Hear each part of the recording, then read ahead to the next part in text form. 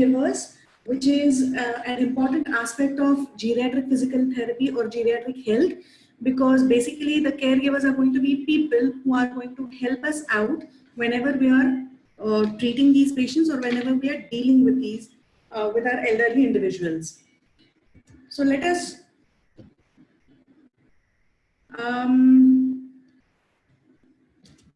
look at what we are going to do in today's session. So the first thing that we are going to find out is what a caregiver is. We are going to look at what a caregiver does, the functions of the caregiver. Then we're going to look into the issues that are faced by the caregiver, the needs of the caregiver. We're going to look a bit into caregiver education, and then our role, the physiotherapist's role in this whole scenario. So who is a caregiver? Is the screen visible, by the way? I hope the screen is visible. Yes, ma'am. Sorry? We can see yes, it, ma'am. Yeah, okay. So basically, we are going to look at who a caregiver is. So it is a person, he or she is a person who's going to provide direct care to our elderly individual. This caregiver can be across all ages. It need not only be for the elderly individual, it need not be limited to age as well. It can be across different conditions as well. So anyone who's providing direct care to a patient or to an individual will be considered as a caregiver. When we say direct care, that means anyone who's responsible for the different activities of that individual will be considered a caregiver. So when we look at a caregiver, we find out that there are two different types of caregivers. One is a formal caregiver and the other is an informal caregiver. So a formal caregiver is going to be someone who has got training in this field, okay, especially in the field of geriatric caregiving. So that person is going to be a formal caregiver. They might have undergone courses or they might be in that field. So they will be trained individuals who will be known as the formal caregivers. And then we have informal caregivers. Informal caregivers are going to be most likely the family members who are not trained, will be considered as the informal caregivers. These caregivers are basically going to take care of everything for that individual. Now, depending on the condition of the elderly person, the person whom they are taking care of, they might be involved in almost all the daily activities of caregiving, all the daily activities of that individual, right from basic hygiene maintenance, bathing, dressing, toileting, to making sure that the person eats, making sure that the person is moving around or helping out when the person is going to move around. The caregiver can be a person of the family, or the caregiver can be someone outside the family. It depends on the situation of the elderly. Typically, we see one primary caregiver who is likely a member of the family and a secondary caregiver, okay, who may or may not have received formal education. Okay, the duties of these caregivers are likely to be divided as well. So one person will be taking care of all the functional activities of the elderly individual, whereas a different caregiver will be taking care of the financial aspect of the caregiver, of the elderly individual. So when we have looked into the different activities that the caregiver does, he will be, as I have said previously, he'll be taking care of the daily activities. So he'll be taking care of the eating, the bathing, dressing, transferring. All these basic daily activities will be covered by the caregiver, depending on the amount of help that is required by the elderly individual. Not all elderly individuals are going to require help in all these activities. They will be more or less independent. But in some cases, especially if the person has got different conditions, or if the person requires extended care, then this person will need help with all these daily activities as well. Caregiving is not limited to these functions only. The person will be, the caregiver will be responsible for the health of that individual. Basic nursing care. Basic nursing care, by that I mean even dressing of the wound or making sure that no wounds are occurring in that individual, and that person can just lend a listening ear as well. Just spending time with an elderly individual can also be considered as part of caregiving. Whenever we are going to look at the caregiver, the multiple responsibilities that the caregiver has, one of them is that the person is going to be responsible for the medication, for taking that person to and from the hospital. In case of admitting the patient, if the elderly individual has been admitted to the hospital, this person will also be taking care of that individual in the hospital, okay, along with the professional care that the elderly individual will be receiving in the hospital. So this person is going to be ancillary over there. Okay, they will be making sure that the person receives the care that is required, that need not, excuse me, that need not be restricted only to the hospital-based care. When they are sent back home, they will make sure that the person is getting the appropriate care that is required. So, and ensuring that, say, a specialized person comes for home care, even that is part of caregiving.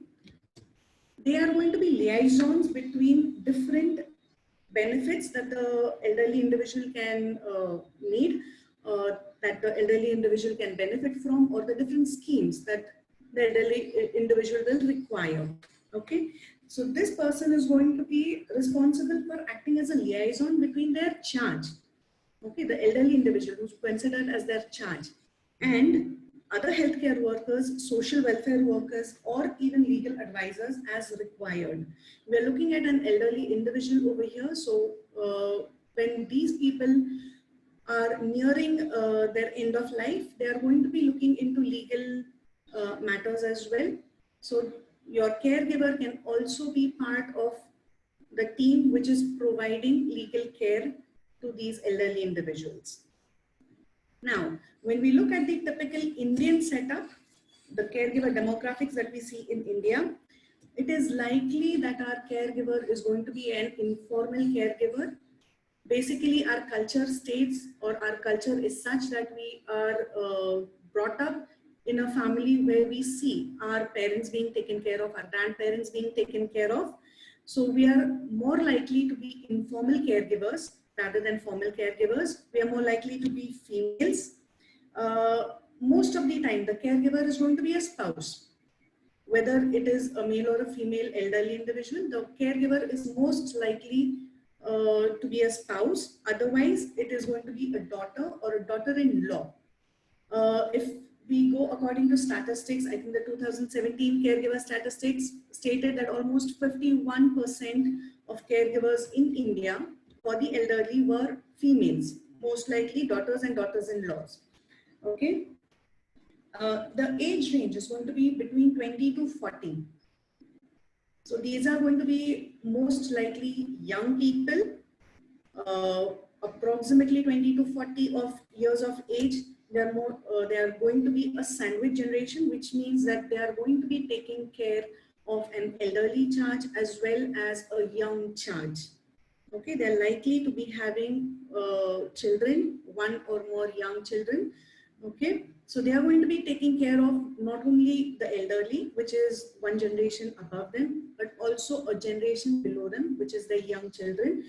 The children need not be theirs. They can be, if it is a joint family, they might be taking care of the other family members' children as well as their own children. Okay. With the current scenario, economic or even with women's emancipation, it is highly likely that these people are going to be carrying out part-time or full-time jobs, which means that they are going to be having home care, they are going to be having their job-related duties as well as caregiving duties, which is almost equivalent to 2 full-time jobs. If we look at the hours that they are going to be spending in all these activities, it is going to be equivalent to 2 full-time jobs. Approximately around 200-250 hours per month are spent in home, job and caregiving duties. As the person's needs and functions change, it is even more likely that these caregivers are going to be spending more and more time in providing the care required by that elderly individual. Other than that, they can have multiple charges. So we might be having a family with young, as I've said previously, they're going to have young people, they're going to have old people, and even in the elderly, it can be more than one person whom they are taking care of. Most of the times, the caregiver is going to be taking care of the mother as well as the in that case, care is not going to be restricted to their house alone. It might also include people from the society. I'm sorry, my internet connection is unstable. So if the net goes, just please give me a shout out. Okay. So as I was saying, the chances, the people whom they are taking care of can be multiple. It need not be only a single individual. This is more of an informal caregiver demographic. When we look at the formal caregiver demographic, we are likely to see more of males in this profession. Again, they are going to be of a younger age group. We can leave out the sandwich generation because they are going to be working for, they're going to be working as caregivers. So they're going to receive a salary for that. So it's going to be more of a full-time job for them. Along with that, these people are also going to be taking care of the home job and caregiving duty. So the situation for them is the same. Whether or not they are working as caregivers, as formal caregivers, will still have their home duties, which they will be taking care of. And in a residential old age home or in an assisted living facility, or even where we are having or even when they're going as caregivers to a different house every day, they will be in charge of one or more individuals. So the charges don't reduce. There might be more than one charge that they are going to be taking care of. Now, when we are looking at these caregivers, what we will be finding out is that most of the time, these people are going to be involved in more than one activity at the same time.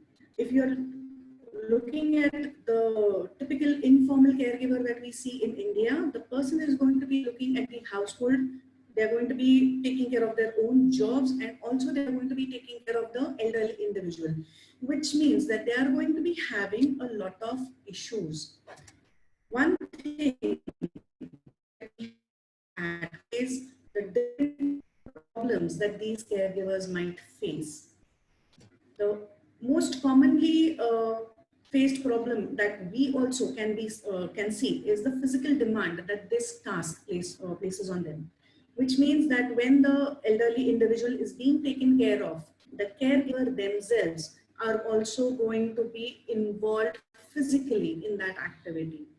When we are moving a patient from one place to another, we are using physical energy, we are using our bodies, we are using muscle work, which means that the caregiver is using it much more than what we are doing, because they are going to be mobilizing the patient more, getting the patient out of bed, taking the patient to the toilet. So the physical demands placed by caregiving is a lot. The mental demands are something that is not so easily seen. They're not so visible. They manifest much later, but they can manifest as psychosomatic disorders. Multiple aches, pains, repetitive injuries, and mental stress, tensions are going to result into psychosomatic disorders as well. So whenever we are looking at this caregiver, we are finding out that they are juggling between what they're supposed to do, how they're supposed to do, when to do what, and when they're doing all these tasks, they are also performing their formal job. So when this happens, the demands on their mental faculties is going to increase that much. Added to this, if the caregiver is taking care of a patient or an elderly individual who's going to come under the umbrella term of dementia, then they are more likely to be facing emotional changes as well. Social demands are added over here. What happens is we have got a situation where we have got an elderly individual. This individual is already facing the physical changes that occur because of aging. They know that they have lost the ability to perform certain tasks by themselves. They know that they are becoming more and more dependent on someone else for their daily activities. Elderly individuals themselves is also under a lot of mental stress because they do not want to burden someone else. But in this situation, they tend to forget that because they don't want to burden someone else, they might actually be increasing the burden of that caregiver. That is something that they might not realize at that point of time, but the caregiver faces issues over there. So these caregivers are most likely to face the changing moods of the elderly individual. And what happens is the elderly individual is responding in a particular manner to say a situation in the house. They can respond by different, they're responding in different ways. So they might be wallowing, not interact with other family members. They might stop interaction with other family members. They might be more depressed. Okay, depression will lead them to act out. Okay, since they're already withdrawn or reduced interact with their family members, even family is a bit, you can say they are a bit confused as to why something like this is happening. And as the person, as the individual follows and goes more in, they can start act out. This is more like who are already having or showing symptoms of dementia. Now, what happens is they start becoming aggressive, they start becoming abusive. This aggression can be verbal or it can be physical as well. They might not allow the caregiver to carry out certain tasks.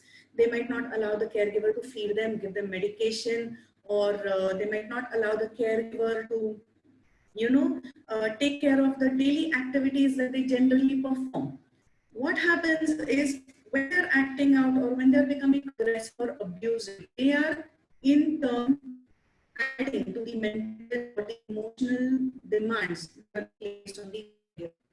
So the caregiver is starting more and more tension, more and more stress, and this causes a lot of psychosomatic manifestation in the caregiver. Okay, now other than this, when the caregiver or when taking care of his or her child, what happens is they have to take care that they are not triggering certain reactions from the individual, from their elderly patient. So they have to find out what is happening. If I say something like this, how is my patient going to respond? So there are certain words that the elderly individual might not like, and on hearing those words, the elderly individual is just going to lash out, or the elderly individual might become aggressive or might hit out. So they have to start looking out for these triggers. They can be very small, simple triggers like something, food that the elderly individual does not like. Okay, so a person does not like sweets, and if they're given a sweet, they might not like it, or if they are, as the person ages, the taste buds are going to worsen, they're going to deteriorate. The elderly individual cannot detect the taste, and they might feel that the food that is being given to them is bland. No matter the amount of spices that you put, the person is going to feel that the food is bland. Inside, the elderly individual is just going to lash out. They are going to say that I'm not getting proper food. They are not feeding properly. This adds to mental stress that is faced by the caregiver, and as well as the emotional demands that the caregiver has. Understand over here, the caregiver is already going to be facing issues because he or she knows that the elderly charge that they are looking after is nearing the end of the stage. They are already going to be worried about that. They are going to be worried about the medications. They are going to be worried about the different tasks that they will have to perform for the day for charge. To this, they will have to such triggers with don't want to trigger. So basically, you are going to get a lot of problems that the caregiver is going to face when taking care of the child. And this person, if it is an informal caregiver, is also going to face demands on their finances, on money. Okay, so the monetary demands are also going to increase as the geriatric person's age increases. We all know that the physiological changes that occur in a geriatric individual are, they are going to be, as they age, they are going to start worsening. The physical function is going to decline, physiological function is going to decline, which means that your elderly is going to require corrective medication sometime or the other. And corrective medication right now, at least in India, it is slightly more bearable as compared to outside.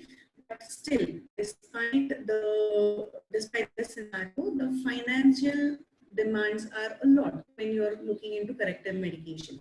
So they are going to require at least one or more corrective medications. Other than that, they are going to require hospitalizations, or they might be requiring, they might need more of interactive care with their healthcare provider, which means that every time, say every week or every 15 days, the caregiver has to take the elderly charge to the doctor, ensure that the proper treatment is received, take that person back home. All this requires a lot of money from the caregiver's pocket, out of the caregiver's pocket. They might benefit from insurance, but that is something that each caregiver will have to look out by themselves. Despite this, the stress or the demands placed on their finances is high. Added to this, if the charge requires specialized care like dialysis, then the cost of care is going to increase. Okay. Repeated hospitalizations, checkups, as I've said previously, they are also going to increase cost, and sometimes it may become prohibitive for the caregiver to take care of their charge if something like this is happening. We can look, if you have seen the different age groups that we see in our hospitals daily or even on an OPD basis, if you have come across an elderly individual, the first thing that you will ask your elderly individual is, how many times a week will you be able to come? You want that person to come in 5 days a week or 6 days a week. If your work week is for 6 days, you might want that person to come in for 6 days, but is it possible for that caregiver to bring that elderly individual for 6 days? It's something that you will need to identify from the caregiver, not the elderly individual. Okay, because many a times it is the caregiver who is going to be paying out of pocket for that elderly charge. Okay, then you will be having problems with time management. You'll be having problems with time management, especially if you are a member of a family and you have other responsibilities on you. You will be having problems, a lot of problems with time. So there might be problems with scheduling the task. Your tasks might overlap, or the time required for one task can overflow into another task. This generally happens if an unscheduled task is going to crop up. Okay. The primary caregiver has multiple responsibilities. We've seen that previously. So they might find it hard to allocate extra time to give to the elderly individual. And this might lead to a problem with delivery of care. We are looking at people who are going out, who are working outside, who are also performing duties at home, who are taking care of children, who are taking care of elderly. A caregiver in this situation cannot always allocate a dedicated amount of time to the elderly individual. It might so happen that they're trying their best. They will always try their best to give the best of care that they can to their elderly individual. But sometimes it is really not possible for them to do so. In that scenario, the elderly individual might feel that they are not receiving the appropriate kind of care. Okay. Hence, They might lash out again over here. They might again blame the caregiver, and this might add to the emotional and the mental stress that the caregiver is facing. A dedicated caregiver is also going to face problems with time if they have got multiple tasks which are coming up at the same time. Okay, this very likely happens in the morning slot. Say they are waiting one individual and another charge of theirs wants to visit the bathroom. That is when they are going to have a problem with task scheduling. All these things together are going to cause something known as the caregiver burnout. Okay, you've got physical demands, you've got mental demands, you've got emotional demands. All this is going to lead to caregiver burnout. Okay, now the caregiver is going to, in such cases, they are going to display or manifest in various ways. So it might not be limited to only a physical manifestation. They might not just come out with, say, aches and pains or a repetitive stress injury kind of a scenario, but they might become anxious or depressive. Okay, I'm talking of the caregiver becoming depressive. Okay, or they might have trouble concentrating, or they might have difficulty in sleeping throughout the night. Okay, all these are going to add on to the physical stress being placed on the body. There's going to be a feeling of being run down, which means they are not going to be able to perform their tasks appropriately. So supposing we can take our own example. Supposing we have got say an exam tomorrow and I keep on studying throughout the night today. Okay, what is going to happen to me tomorrow? Will I be able to concentrate on the exam? Highly likely no, I will not be able to, because I have not given my body enough rest. That is what is going to happen to the caregiver. They are not going to be able to perform their tasks because they are tired. Other than that, they will not be able to relax completely. They find that they are not able to relax completely because they keep on thinking that they are not performing their tasks properly. They might be feeling exhausted throughout. You can see chronic fatigue syndrome in a lot of caregivers, informal caregivers especially. The worst part is when the caregiver themselves start neglecting themselves. So you find that the caregiver is not eating properly, they are not resting properly, they might not be pursuing hobbies, or they might not be getting involved in tasks or activities that they used to like previously. So if something like this is being seen, you might want to warn the caregiver in such cases. The symptom of most concern for us or even for the caregiver is when they stop feeling good about the task of caregiving. In India, we are taught that it is our responsibility, that we take care of our elders, it is our duty, and we get a nice feeling when we are doing something like this. If that feeling stops, then it is a cause of concern for us, because that means that the person is well into the caregiver burnout syndrome, and you need to stop further caregiving in such cases. You will have to remove yourself from that scenario in such cases. Okay. What happens is when the person stops feeling good about giving care to an elderly individual, it is going to manifest in different ways. They're going to start getting irritated on their charge. They are going to become impatient, and then that is going to add more to their stress, because they are going to constantly think, oh, why was I impatient? Why was I so rude? Why was I so unkind with my charge? And that will keep on cycling through their minds, and because of that, their stress is going to increase a lot. And by far, the worst issue that the caregiver is going to face is the empty nest syndrome. That is going to happen when they lose a charge whom they've been taking care of for years together. And while coping with this loss, they are also having to cope with changing their schedule. So they have already lost a loved one, and when they have lost a loved one, they are already in that emotional grief, in that emotional stress. To that, they will now have to sit and they will have to rearrange everything, and that becomes very difficult for some people.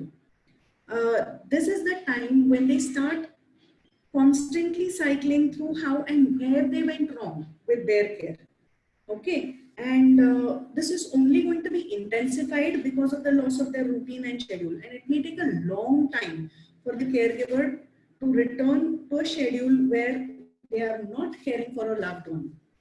Okay, this is also a period where we should be concerned as physiotherapists, where we should be concerned about the primary caregiver, the person who has been taking care of that elderly charge for the most amount of time.